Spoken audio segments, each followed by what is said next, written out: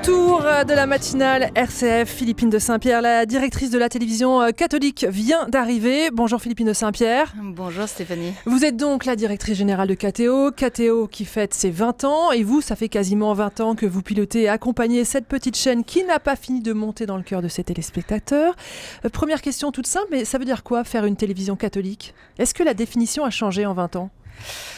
Probablement, en tout cas, elle s'écrit jour après jour.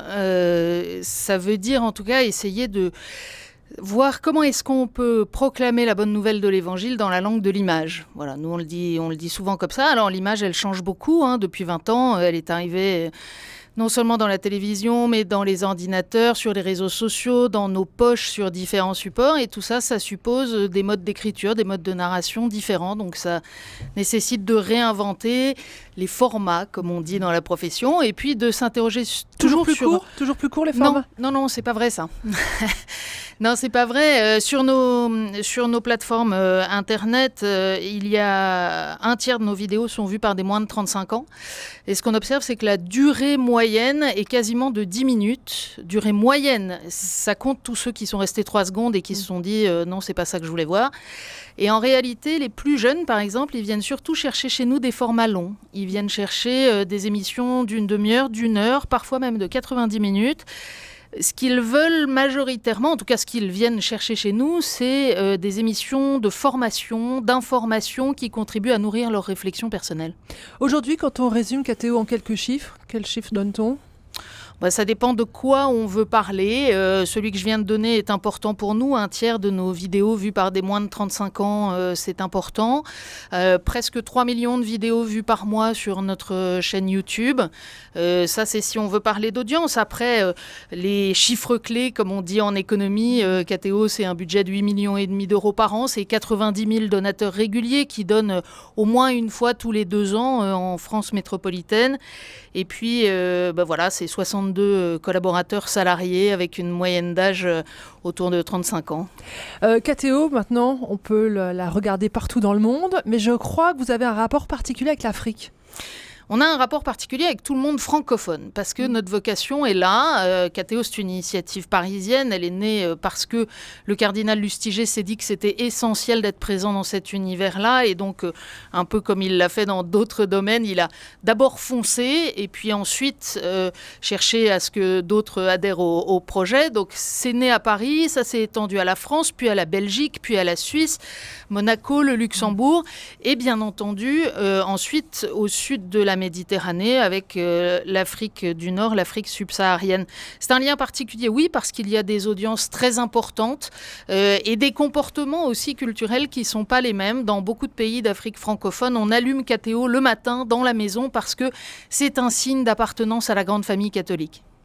Je crois, Philippine de Saint-Pierre, que les programmes qui ont le plus de succès sur KTO, c'est d'une part les temps de prière et d'autre part les voyages pontificaux. Alors je vous propose de commencer par les voyages pontificaux. Vous avez dit, c'est une question d'image quand on fait de la télévision. Alors comment, en 20 ans, le rapport à l'image du Vatican a-t-il changé ?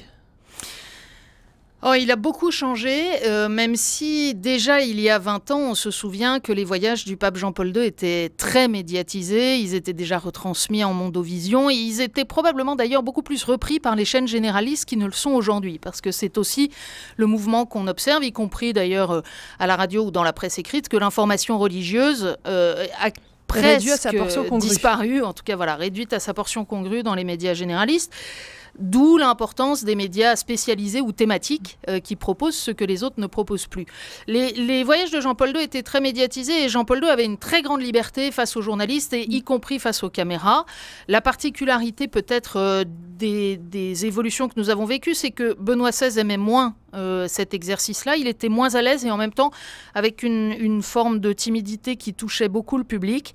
Le pape François joue beaucoup avec l'image. Il sait très bien que c'est une manière de parler, c'est presque une parabole pour lui. On se souvient, dès le début de son pontificat, ce pape qui monte dans la petite voiture et pas dans la grosse berline, qui prend l'ascenseur avec les autres évêques, qui porte lui-même son cartable pour monter dans l'avion. Ce sont des signes et il maîtrise très très bien cette langue de l'image. Donc, la télévision du Vatican a connu cette révolution aussi pour accompagner le désir du pape de s'exprimer de cette façon. Alors vous nous l'avez dit, 3 papes. Est-ce qu'avec chacun des papes, vous, à KTO, vous avez une histoire singulière ? Oh, il y en aurait sûrement beaucoup à raconter. Jean-Paul II avait reçu les équipes de KTO qui étaient venues lui remettre un prix du courage politique et il avait beaucoup parlé avec les fondateurs de la chaîne en leur disant combien il attendait que la France se lance dans cette présence pour évangéliser le monde de la culture en particulier et le monde des médias en fait partie. Voilà, moi je me souviens avec beaucoup d'émotion d'un Benoît XVI pour l'anniversaire de la chaîne puisque c'est ce que nous vivons en ce moment, souhaitant dans son si joli français un bon anniversaire à KTO depuis le balcon du Palais Apostolique à l'occasion d'un Angélus. Je ne sais pas si on peut dire qu'on a une histoire particulière avec chacun des papes. En tout cas, on essaye de donner non seulement à voir, mais aussi le plus possible à comprendre la tonalité particulière, la vision pastorale de chacun d'entre eux. Qu'est-ce qui est compliqué dans la couverture d'un voyage pontifical ? Le manque de recul, le fait que ce sont des journées très très denses qui commencent presque à la même heure que vous vous levez pour vos matinales, Stéphanie, c'est vous dire si c'est difficile. Et on a toute une journée où il va se passer beaucoup de choses avec des rendez-vous très différents. Nous, on doit essayer de donner les clés de compréhension, de savoir pourquoi le pape est sorti du programme à tel moment, pourquoi est-ce qu'il a insisté là-dessus en sortant de son discours préparé pour dire autre chose. Faire des allers-retours entre le direct et le recul, le direct et le recul. Oui, il faut... Et c'est pour ça que finalement, avec Étienne Loraillère, avec qui je partage l'essentiel de ces couvertures de voyage du pape depuis quelques années maintenant, eh bien, on essaye toujours d'être à deux. C'est-à-dire, il y en a un sur le terrain et puis l'autre qui est ici à la maison, mais qui, via les réseaux sociaux, via le téléphone, va pouvoir dire non, attends, là, il me semble que ça, c'est important, on l'a peut-être pas vu sur place, etc. Alors, justement, Philippine Saint-Pierre, vous qui avez été pratiquement de tous ces voyages pontificaux, pour vous, personnellement, quel a été le moment le plus fort ? C'est difficile parce que chaque fois, c'est une aventure recommencée. Je crois qu'on n'oublie jamais son premier voyage. Moi, je m'en souviens, j'étais assise à côté d'un jeune journaliste de La Croix qui s'appelle Guillaume Goubert. Ah, on le connaît, c'est le directeur maintenant. Et c'était où C'était, si je dis pas de bêtises, c'était les JMJ de 97 ou peut-être le voyage en France de 96. En tout cas, c'était un vol vers la France. L'actualité de l'Église catholique ces derniers mois, ce sont aussi toutes ces révélations de scandales sexuels et pédophiles. Comment est-ce que sur KTO, vous avez couvert ça ? Quels sont les écueils auxquels vous avez tenté d'échapper ? Je crois d'abord que c'est douloureux pour tout le monde et personne n'a envie de traiter ces sujets-là. La difficulté en télévision, c'est la pudeur, c'est respecter aussi la fragilité des victimes qui souhaitent prendre la parole, mais pour qui le rapport à l'image ou le fait d'être sur un plateau entouré de clercs, par exemple, peut être difficile. Notre conviction d'abord, c'est que l'Église ne peut pas être l'ennemi de la vérité. Et donc la première émission spéciale sur des scandales d'abus dans l'Église sur KTO, elle date de 2001. Il y en a eu hélas beaucoup depuis quelques années à mesure que des choses étaient dévoilées. On a produit des documentaires spécifiques, on a essayé d'organiser aussi des émissions plus interactives, même des émissions de rencontres entre des victimes et des évêques questionnés sur leurs responsabilités. Moi, je crois qu'un des rôles de nos médias dans ce type de circonstances, c'est aussi de libérer la parole et puis c'est de manifester que l'Église sera toujours du côté des petits. Voilà, mais après, ça veut dire aussi faire droit au travail qui est mis en place par les évêques, par exemple, et auquel les médias accordent parfois une place plus ténue. Donc, essayer de comprendre quel chemin ils font, qu'est-ce qu'ils proposent, comment est-ce que les choses avancent, ça fait aussi partie du service qu'on peut rendre. Philippine Saint-Pierre, je l'ai dit, ce qui marche beaucoup sur votre chaîne, c'est la prière. Alors, comment est-ce qu'on prie avec KTO ? Eh bien, est-ce que là aussi, les façons de prier ont changé en 20 ans ? Je ne saurais pas dire. On prie pas d'abord. Tout le monde ne prie pas de la même façon, au même endroit, au même moment. L'une des émissions les plus suivies, c'est le chapelet de Lourdes à 15h30. Il y a beaucoup d'urbains en France ou en Belgique qui vous diraient, moi, j'imagine pas tellement prier le chapelet en regardant la télévision. Mais il y a aussi énormément de gens, soit parce qu'ils sont seuls, soit parce que ils ont cet attachement à la prière du chapelet, que c'est difficile de la prier seul, soit parce que c'est culturel aussi aux Antilles. On nous regarde énormément à l'heure du chapelet. Alors, Il y a différentes manières de prier, il y a différents rendez-vous de prière sur l'antenne. Je crois que l'important pour nous, c'est d'élargir l'espace de l'attente, c'est-à-dire de proposer, par le moyen de la télévision, de s'unir à des communautés. Il y a beaucoup de chrétiens qui sont seuls dans nos régions, isolés par l'âge, par la maladie. Il y a des gens qui sont seuls dans un certain nombre de pays où les chrétiens sont minoritaires ou persécutés.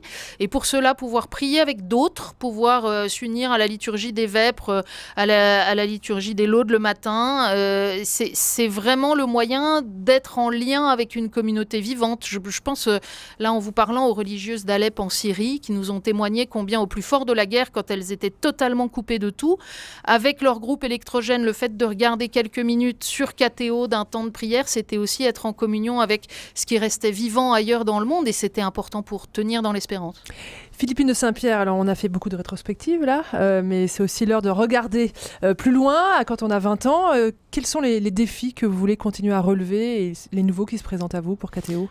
Le défi fondamental, c'est que moi, je ne sais pas comment on regardera la télévision dans 5 ans, dans 10 ans, dans 20 ans. C'est fini déjà la télévision? Maintenant, on parle que des réseaux sociaux, d'Internet Oui, moi, je crois pas. Pas plus que l'arrivée de la radio n'a tué l'écrit, pas plus que l'arrivée de la télé n'a tué la radio. Je crois pas.